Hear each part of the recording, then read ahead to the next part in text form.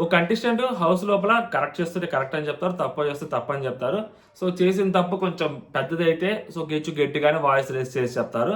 So choosing words are important. I understood that. So ఆ విషయంలో కొంచెం ఉండాలి. బట్ సర్కాస్టిక్ వేలో మాట్లాడడానికి, కంప్లీట్గా డీగ్రేడ్ చేస్తూ మాట్లాడడానికి చాలా తేడా ఉంది. సో వాటి గురించి కూడా మాట్లాడుకుందాం. లైక్ ఇలా కంటెస్టెంట్స్ దగ్గర నుంచి డైరెక్ట్గా పిఆర్ టీమ్స్ దగ్గర నుంచి థ్రెటన్గా మెసేజ్లు రావటం అనేది, సో అది నిజంగా అది థ్రెటనింగ్ మెసేజా లేకుంటే వాళ్ళ వర్షన్ వాళ్ళు చెప్పారా, సో ఏంటనేది కూడా మాట్లాడదాం. యాక్చువల్గా పెద్ద రివ్యూవర్కి వచ్చింది కాబట్టి so he can handle that. But మనం కూడా మన వర్షన్ చెప్పాలి కాబట్టి, మన పాయింట్ ఆఫ్ వ్యూ ఏంటంటే ఇక్కడ డిస్కస్ చేయాలి కాబట్టి సో దాని గురించి మాట్లాడుకుందాం. ఈ triangle love story, square love story ప్రతి సీజన్లో ఇది చెత్త ఒకటి ఉంటుంది అనమాట. 6th సీజన్ చూస్తూ ఉన్నాను. లాస్ట్ కూడా ఏ వచ్చి బీపై వాళ్ళు, బి వచ్చి సిపై వాళ్ళు లాస్ట్ సీజన్లో వీటి గురించి అడ్రస్ చేయాలా, ఎందుకు దీని ఇంత హైలైట్ చేస్తున్నారు అనేది అడ్రస్ చేయాలి. రితు చౌదరికి వాళ్ళ మదర్ వాయిస్ నోట్ పంపించింది, దాని పరిస్థితి ఏంటి అనేది కూడా అడ్రస్ చేద్దాం. And next last but not least, audience నుంచి క్వశ్చన్స్ వస్తాయి. సో దాన్ని వీళ్ళు ఆన్సర్స్ ఇస్తారు. దాన్ని అక్కడ కూర్చున్న స్టూడియోలో కూర్చున్న ఆడియన్స్ జడ్జ్ చేస్తారు. సో ఆ జడ్జ్ చేసే విషయంలో ఏంటి కరెక్ట్, ఎంతవరకు ప్రోమోలు చూస్తున్నారు ప్రకారం ఏది కరెక్ట్ ఏంటి అనేది మాట్లాడుకుందాం. అండ్ ఎస్పెషల్లీ డెమోన్ పవన్ గురించి కూడా మాట్లాడుకుందాం. సో ఓవరాల్గా ఈ టాపిక్స్ అన్ని కవర్ చేద్దాం. మేబీ ఒక 10 to 15 minutes లోపలే కవర్ చేసేస్తాం. సో క్విక్గా ఉంటుంది వీడియో. సో లాస్ట్ వరకు చూడండి. Hello all, welcome to our channel. నా పేరు మహేష్ చంద్ర. మంచి ఛానల్ ఉన్న కొత్తగా చూస్తుంటే సబ్స్క్రైబ్ చేసుకోండి for more interesting reviews and updates. ఓకేనా? సో ఫస్ట్ రితు చౌదరి గురించి మాట్లాడుకుందాం. వాళ్ళ మదర్ నుంచి తనకి లెటర్ వస్తారు. సో వాయిస్ నోట్ వస్తుంది. ఆ వాయిస్ నోట్లో వాళ్ళ మదర్, కన్నా మేము బాగున్నావు, నువ్వు బాగున్నావా, సో అండ్ నెక్స్ట్ నువ్వు హౌస్లోకి ఎవరి కోసం వెళ్ళలేదు, నీ కోసం నువ్వు వెళ్ళావు, నీ గేమ్ నువ్వు వాడు, నీకు చెప్తుంది నీకు అర్థమవుతుందా అని వాళ్ళ మదర్ పంపించారు. Which is a good thing ఈ టైంలో పంపించడం అనేది. ఎందుకంటే రితు చౌదరి, మళ్ళీ చెప్తుంటే రితు చౌదరి అనే అమ్మాయి 2nd వీక్లో హరీష్ని నామినేట్ చేసినప్పుడు అది చాలా గట్టిగా నామినేట్ చేసింది, మామూలు విషయం కాదు. ఎందుకంటే ఆ ఫస్ట్ వీక్ ఏదైతే పెద్ద ఇష్యూ జరిగిందో, ఆ ఇష్యూ జరిగినప్పుడు హరీష్ గారి వైపు తన పాయింట్ ఆఫ్ వ్యూ తనకు, అంటే హరీష్ గారు ఏం మాట్లాడుంటాడు, ఏ విధంగా మాట్లాడుంటాడు, ఏ పాయింట్ ఆఫ్ వ్యూలో మాట్లాడుంటాడు అని తనకు తెలుసు కాబట్టి, తనకు ఆయన హరీష్ గారు ఎక్స్ప్లెయిన్ చేశారు కాబట్టి, ఆ సాటర్డే ఆ ఎపిసోడ్లో ఆ వీడియో చూపించినప్పుడు అందరూ ఒక స్టాండ్ తీసుకుంటే, సో తను మాత్రం డిఫరెంట్గా హరీష్ గారి వైపు స్టాండ్ తీసుకుంది. ఒక ఆడపిల్ల గురించి ఆయన తప్పుగా మాట్లాడాడు అని చెప్పి ఆ వీడియోలో కనిపిస్తున్నా కూడా ఆ అమ్మాయి స్టాండ్ తీసుకుంది. స్టాండ్ తీసుకున్నప్పుడు ఆ అమ్మాయికి మంచి పాజిటివ్ ఎపిసోడ్ పడింది. ఓకేనా? దాని తర్వాత హరీష్ గారిని నామినేట్ చేస్తున్నప్పుడు ఆ పాయింట్ ఆమె తీసుకురాకుండా, హరీష్ గారు ఈవెందో నేను ఫుడ్ పెట్టాను, నీకు అది పెట్టాను, ఇది పెట్టాను అని ఆయన చెప్పుకున్నా పెట్టింది. బట్ ఈ అమ్మాయి నేను నీకు సపోర్ట్ చేశాను కదా అని చెప్పి ఆ పాయింట్ని తీసుకురాకుండా, ఆయనకి ఫుడ్ గురించి ఆయన అంత చెప్తుంటాడు, మీకోసం ఫుడ్ వెయిట్ చేసింది, అలా వెయిట్ చేయడం తప్పు అని చెప్పి అండ్ వేరే పాయింట్స్ ఆ అమ్మాయి యాడ్ చేస్తూ మాట్లాడింది, ఆ పాయింట్ టచ్ చేయకుండా. సో అప్పుడు కూడా ఆ అమ్మాయి గ్రాఫ్ పెరిగింది, బుల్లెట్ పాయింట్లు పెట్టింది రితు చౌదరి. దాని తర్వాత నెక్స్ట్ ఎవరైతే మీరు లోపలికి వచ్చి తిన్నావా, తెలియలేదు కదా, సో అప్పుడు మీకోసం నేను స్టాండ్ తీసుకున్నప్పుడు మీరు నా కోసం అక్కడే నిలబడున్నారు కదా, ఆ అమ్మాయి అలా అడగకుండా రాలేదు అండ్ మనం అన్నీ ఆమె ఏం తినలేదు అని చెప్పి మీరు ఎందుకు అడగలేదు, మిమ్మల్ని నేను ఫ్రెండ్గా అనుకున్నాను కదా, అదే నేను మీకోసం అలా జరుగుంటే నేను మాట్లాడేదాన్ని అని చెప్పి ఆ అమ్మాయి గ్రాఫ్ లేచింది. సో అంతవరకు ఆ అమ్మాయి గ్రాఫ్ మంచిగానే ఉంది. అసలు రితు చౌదరి నుంచి ఇవన్నీ ఎక్స్పెక్ట్ కూడా చేయలేదు. రితు చౌదరి గేమ్ వేరు కదా అని అనుకున్న టైంలో సో అక్కడికి వచ్చేసరికి రితు చౌదరికి ప్రాబ్లం వచ్చింది. తర్వాత డెమోన్ పవన్తో ఎక్కువగా మాట్లాడడం, ఈ పులిహోర పంచాయతీలో ఆల్ ఆఫ్ ద సడన్ డెమోన్ పవన్ని గెలిపించాలనుకోవటం, సో అక్కడ కామనర్స్ వర్సెస్ సెలబ్రిటీస్ అని వాళ్ళు అనడం, వాళ్ళు బుల్లింగ్ చేయడం, ఈమె డైవర్ట్ అవటం, సో డెమోన్ని గెలిపించడం, కనీసం చూడకుండా ఎదుటి వాళ్ళ మాటలు వినకుండా చేయడం, అక్కడి నుంచి స్టార్ట్ అయింది. అది ఇప్పటికీ డౌన్లోనే ఉంది, పైకి కూడా లేచే ఛాన్సే లేదు. ఎంత లేచే ఛాన్స్ లేదు అంటే ఆ అమ్మాయి అంత కష్టపడి గేమ్ ఆడినా, అయితే మన ఇమ్యూనిటీ టాస్క్ అంత కష్టపడినా, మామూలుగా వేరే వాళ్ళు ఆడుంటే గెలిచినా గెలవకపోయినా ఆ ఎఫర్ట్స్ని గట్టిగా గుర్తించేవాళ్ళు. బట్ అసలు ఆ ఎఫర్ట్స్ని కూడా గుర్తించడానికి చాలా మందికి ఎవరికి ఇష్టం కూడా పడలేదన్నమాట. ఆడియన్స్ అవ్వచ్చు, వేరే ఎవరైనా అవ్వచ్చు.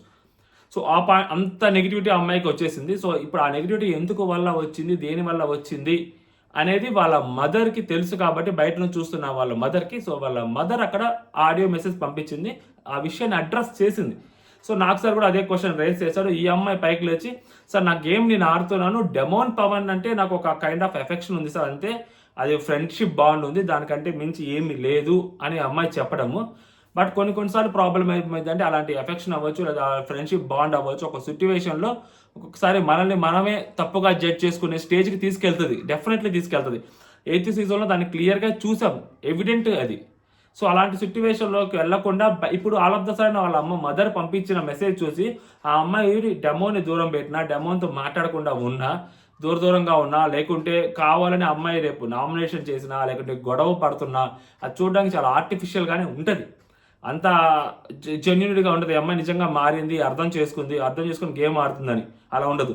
సో ఏ కంటెస్టెంట్తో అయినా కానీ ఒక కంటెస్టెంట్ ఒక ర్యాప్ని ఒక సర్టెన్ లిమిట్ వరకే మెయింటైన్ చేయగలిగితే అలా రాదు. ఇప్పుడు మిగిలిన కంటెస్టెంట్స్ తోటి ఆ రితు చౌదరికి యాడ్ చేసి ఎవరు మాట్లాడట్లే కదా, ఓన్లీ కళ్యాణ్ అండ్ డెమోన్తో ఎందుకు మాట్లాడుతున్నారు? మిగిలిన కంటెస్టెంట్స్ చాలా మంది ఉన్నారు కదా, సో అక్కడ ఎవరితో మాట్లాడట్లే కదా.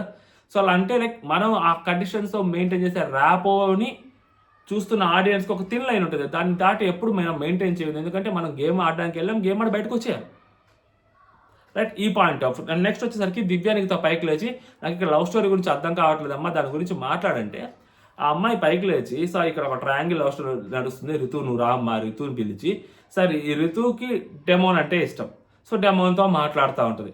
సో రితు కళ్యాణ్తో కూడా పర్లేదు, బాగానే మాట్లాడుతుంది, మరి టూ మచ్ కాకపోయినా కానీ రితుతో కూడా కళ్యాణ్తో కూడా మాట్లాడుతూనే ఉంటుంది.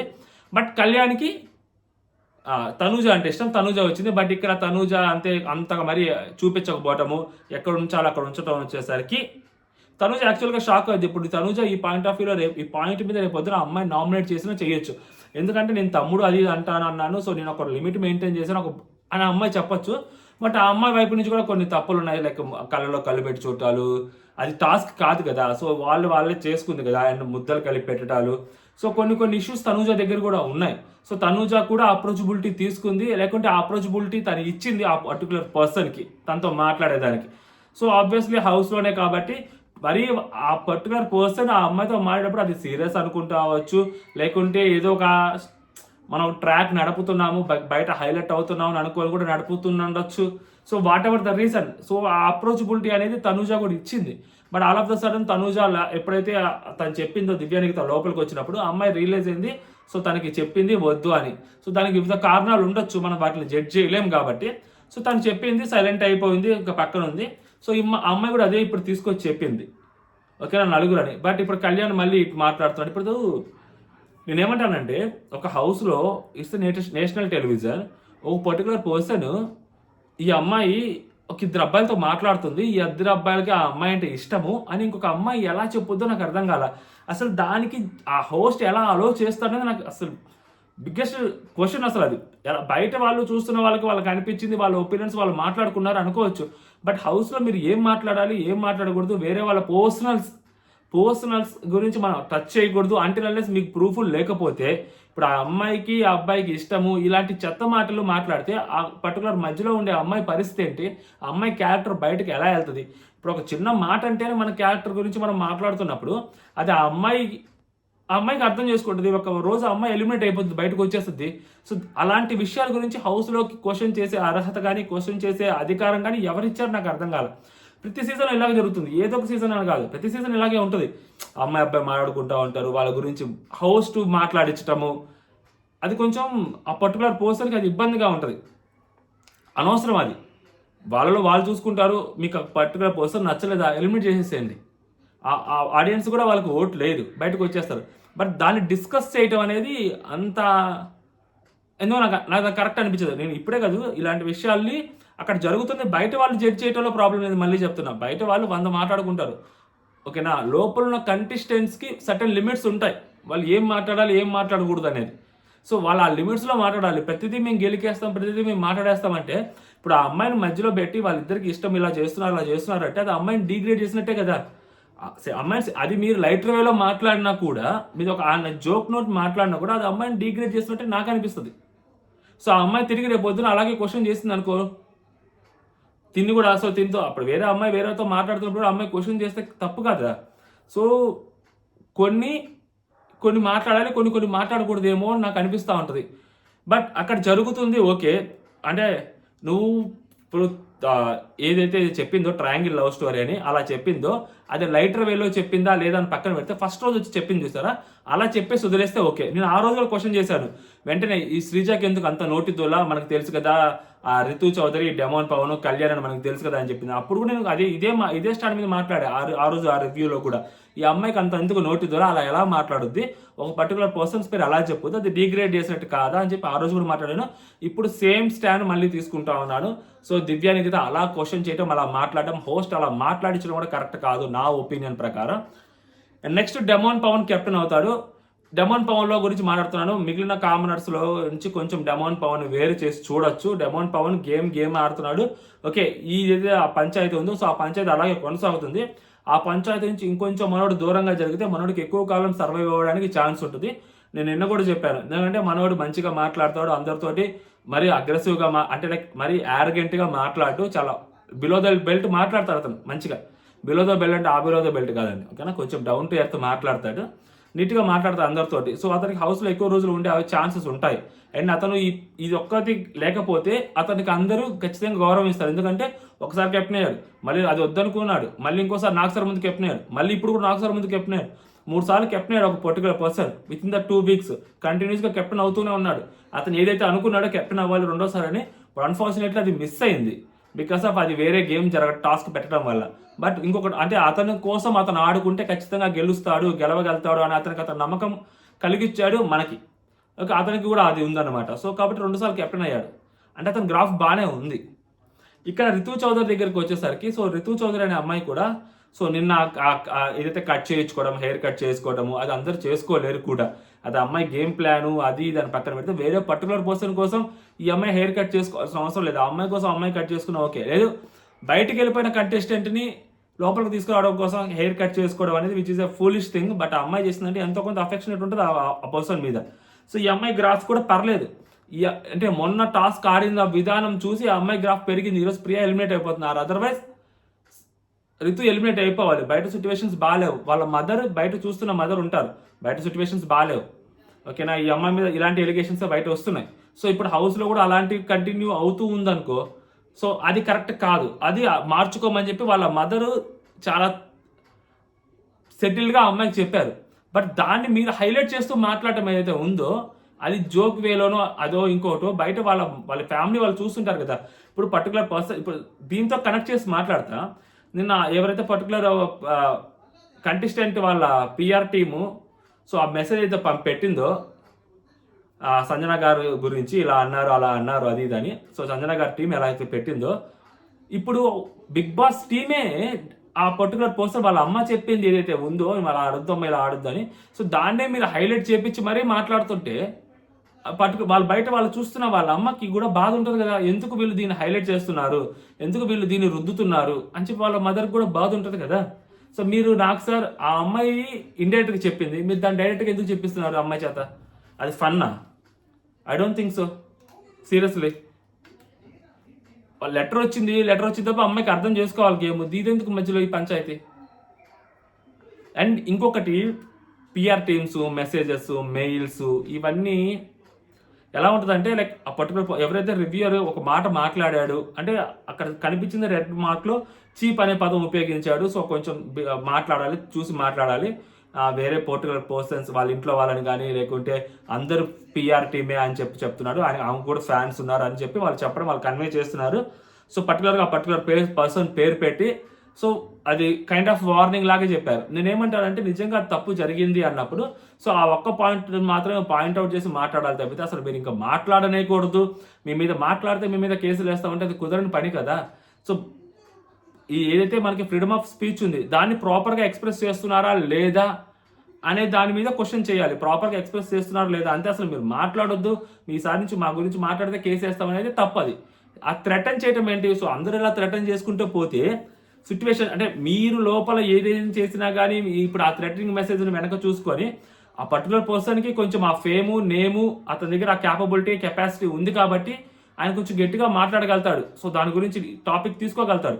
బట్ అలాంటి చిన్న వాళ్ళకి వచ్చేదాని కోసం ఫర్ ఎగ్జాంపుల్ అలాంటి వాళ్ళకి వచ్చేదానికి నోరు తెరిచి మాట్లాడంటే భయపడతారు. ఎందుకంటే ఆల్రెడీ కేసెస్ ఫేస్ చేస్తున్నాం. లాస్ట్ వీక్ ఇలా ఇది ఒక తప్పు జరుగుతుంది బయట, ఇలా తప్పులు జరుగుతున్నాయి, ఇలాంటి కొన్ని చూసుకోవాలి మాట్లాడాలి అని చెప్పి కొన్ని వీడియోస్ చేసినందుకు ఆ వీడియోస్ వల్ల వచ్చిన రూపాయి వచ్చిన ఆదాయం లేదు, ఏమి లేదు, రూపాయి వచ్చిన ఆదాయం ఏమి లేదు. దానివల్ల కేసెస్ ఫేస్ చేస్తున్నాం. ఎఫ్ఐఆర్లు ఫైల్ అయి ఉన్నాయి. పోలీస్ స్టేషన్కి వెళ్ళాం, గంటలు గంటలు నిలబడ్డాం, తిరుగుతున్నాం పోలీస్ స్టేషన్స్కి. తప్పు ఏం చేసామంటే ఏం చేయలేదు, తప్పు క్వశ్చన్ చేసాం. క్వశ్చన్ చేయటం కూడా తప్పు అంటే కష్టం. ఈ పర్టికులర్ ఈ విషయం అంటే దాంతో నేను దీన్ని కంపేర్ చేయట్లేదు. మేము చేసింది అది సోషల్ కాజు. ఆ సోషల్ కాజ్ తోటి బిగ్ బాస్ రివ్యూస్కి అస్సలు కంపేర్ చేయట్లేదు. బట్ నేనేం కాంటాక్ట్ ఏంటంటే ఫ్రీడమ్ ఆఫ్ స్పీచ్ అనేది ఉంటుంది. ఎంతవరకు ఉంటుంది అని నేను చెప్తున్నా అంటే విత్ ఇన్ ద లిమిట్స్ మాట్లాడవచ్చు, సర్కాస్టిక్ వేలో మాట్లాడవచ్చు, సర్కాస్టిక్గా ప్రజెంట్ చేయొచ్చు. మరీ అబ్యూజివ్గా ఒక కంటెస్టెంట్ గురించి అబ్యూజివ్గా మాట్లాడితే తప్పు, ఓకేనా. సర్కాస్టిక్గా మాట్లాడచ్చు. ఇప్పుడు లత్కోర్ హరీష్ నాగ్ సార్ అన్నాడు, అది తప్పని నేను స్టాండ్ తీసుకున్నా, ఓకే. ఒక్కొక్కసారి what uncle, what is this uncle, గుండ్ అంకుల్, సో కొంచెం సర్కాస్టిక్గా మాట్లాడచ్చు, తప్పేముంది. సర్కాస్టిక్గా మాట్లాడడం తప్పలేదు. బట్ లత్కోర్ హరీష్ అని ఒక మాట వాడటము అనేది తప్పది, డిగ్రేడ్ చేసినట్టే. ఇప్పుడు అదే లత్కోర్ హరీష్ అని ఎవరైనా మాట్లాడుతుంటే బయట ఖచ్చితంగా కేసు వేస్తారా లేదా? మరి నాగ్ సార్ మీద కేసు వేస్తారు వీళ్ళు? తప్పు కదా. నువ్వు దొంగతనాలు చేయకూడదు అమ్మా, నీకు సార్ దొంగతనాలు చేస్తే దొంగనే బోర్డు వేస్తారు, ముద్ర వేస్తారని చెప్పారు సంజన గారికి. సంజన గారు దొంగనే బోర్డు వేయాల్సి వస్తుంది, జాగ్రత్తగా చూసుకోండి అమ్మా అని చెప్పారు. అది కూడా డిగ్రేడ్ చేసినట్టేనా? దాని మీద కూడా మాట్లాడతారా?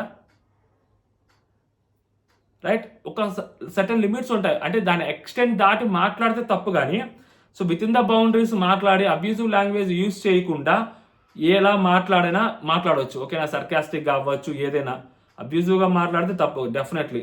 లేదా ఆ పర్టికులర్ పర్సన్ని అతన్ని డీగ్రేడ్ చేస్తూ, లేకుంటే అతన్ని పర్సనల్గా వాళ్ళ ఇంట్లో వాళ్ళని తీసుకొచ్చి అన్నెసరీ అక్కడ పెట్టి వాళ్ళ ఇంట్లో వాళ్ళని కూడా కలిపి మాట్లాడుతుంటే తప్పు. ఇప్పుడు హరీష్ గారు లేస్తే వాళ్ళ ఇంట్లో వాళ్ళ గురించి మాట్లాడుతూ ఉంటారు ఆ సీజన్లో, లోపల వీడియోస్లో, సారీ హౌస్లో.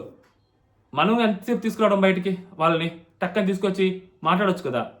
మనం ఎందుకంటే మనమే కదా, ఎవరు మాట్లాడరు. ఎందుకు? తెలుసు కాబట్టి సిచ్యువేషన్ ఏంటి, ఎలాగే జరుగుతుంది అనేది. సో ప్రతిసారికి ఇలా నోటీసెస్ పంపించి బెదిరించటాలు, ఇంకోసారి చేస్తే కేసు పెడతానని అంటారు. అంటే ఆ పర్టికులర్ పర్సన్ నువ్వేం చేసినా కానీ అన్నీ మూసుకొని ఉండు, లేదా పాజిటివ్గా మాట్లాడు. నెగిటివ్గా మాట్లాడితే తప్పు అనడం కరెక్ట్ కాదు. అండ్ ఇంకొక పాయింట్ ఆఫ్ వ్యూ ఏంటంటే ఇక్కడ యాడ్ చేద్దామని అనుకుంటుంది వాళ్ళ పాయింట్ ఆఫ్ వ్యూని. మేబీ హర్ట్ అయి ఉండొచ్చు ఎక్కడంటే లైక్ సంజన వచ్చి పిఆర్లో కామెంట్ పెట్టుకోనరా, మీ ఇష్టం వచ్చింది చేసుకోనరా, ఇలా పెట్టడం అనేది ఏంటంటే ఇలా అంటారు కొంతమంది ఒక్కొక్కసారి, ఆ పిఆర్లో మీరు వచ్చి కామెంట్ పెట్టేసుకోనరా అని. సో అక్కడ ఫర్ ఎగ్జాంపుల్ నేనే సంజన గారి ఫ్యాన్ అనుకోండి, నేను ఆ వీడియో కిందకి వెళ్ళి నన్ను ఇలా అనడం తప్పు కాదు, ఇలా అనడం తప్పు, నాకు అసలు నచ్చలేదు అని చెప్పి నేను పెట్టాను అనుకోండి. నేను పెట్టిన కామెంట్ కూడా ఆ పర్టికులర్ పర్సన్ అన్న మాటకి నేను కూడా పిఆర్ అయిపోతా కదా. బట్ నేను పిఆర్ కాదు కదా, నేను జెన్యున్గా పెడతాను కదా. సో అలాంటి ఫ్యాన్స్ కూడా ఉంటారు, maybe they will get affected అని చెప్పి వాళ్ళ పాయింట్ ఆఫ్ వ్యూ. అది కూడా వాళ్ళు అక్కడ యాడ్ చేశారు క్లియర్గా. సో ఆ పాయింట్ కూడా యాడ్ చేశారు. మనం దాన్ని కూడా కన్సిడర్ చేస్తూ మాట్లాడాలి వాళ్ళ పాయింట్ ఆఫ్ వ్యూని కూడా. సో ఎవరిది వాళ్ళకు ఉంటుంది. ఎందుకంటే జెన్యున్ కంటెస్టెంట్స్ జెన్యున్ ఫ్యాన్స్ ఎవరైతే ఉంటారో వాళ్ళు కూడా మెసేజెస్ చేస్తుంటారు కింద. మనం ఓవరాల్గా దాన్ని జనరలైజ్ చేసి ఆ పిఆర్లో వచ్చి కామెంట్ పెట్టండి రా, మీరు ఇక పెట్టుకోండి రా, మీ ఇష్టం వచ్చినట్టు అమ్మ పిఆర్లో పండుగ చేసుకుని అంటే అది ఆ మాట వాడటం తప్పు. ఎప్పుడు చాలా మంది వాడుతుంటారు ఆ మాట. సో ఆ మాట అస్సలు వాడకూడదు. ఆ మాట వాడటం వల్ల కొన్ని ప్రాబ్లమ్స్ వస్తాయి. ఎందుకంటే జెన్యున్ ఫ్యాన్స్ ఎవరైతే మెసేజ్ చేస్తుంటారో వాళ్ళు కూడా దాన్ని తీసుకుంటారు కాబట్టి, వాళ్ళు కూడా ఆ పిఆర్లే అని అనుకునే ప్రమాదం ఉంటుంది కాబట్టి. అండ్ అలా అనుకునే వాళ్ళు ఎవరైతే పెడుతుంటారో కామెంట్స్, వాళ్ళు రెగ్యులర్గా మీరు వ్యూస్ కూడా చూస్తుండొచ్చు, మిమ్మల్ని అభిమానిస్తుండొచ్చు కూడా. సో ఆ ఒక్క పాయింట్ మేబీ ప్రతిసారి కొంతమంది పాయింట్అవుట్ చేసి మరీ మాట్లాడుతుంటారు. అది ఒక్కటి కరెక్ట్ కాదని నా పాయింట్ ఆఫ్ వ్యూ, ఓకేనా. మిగిలింది మరీ థ్రెటన్ చేసేస్తామంటే కుదరని పని అన్నమాట. ఎందుకంటే ఎవరి భావ ప్రకటన స్వేచ్ఛ వాళ్ళకు ఉంటుంది, వాక్ స్వాతంత్రం ఉన్నది. సో అది ఎంతవరకు ఉపయోగించుకుంటున్నాం, ఎంత మేరకు ఉపయోగించుకుంటున్నాం అనే దాన్ని బట్టి సో నెక్స్ట్ వెళ్ళాలి. అసలు మాట్లాడనేకూడదు అనుకుంటే ఒకరి గురించి ఒకరు మాట్లాడకూడదు, మీకెందుకు సంబంధం అంటే బరాబర్ మాట్లాడవచ్చు, ఓకేనా. జై హింద్.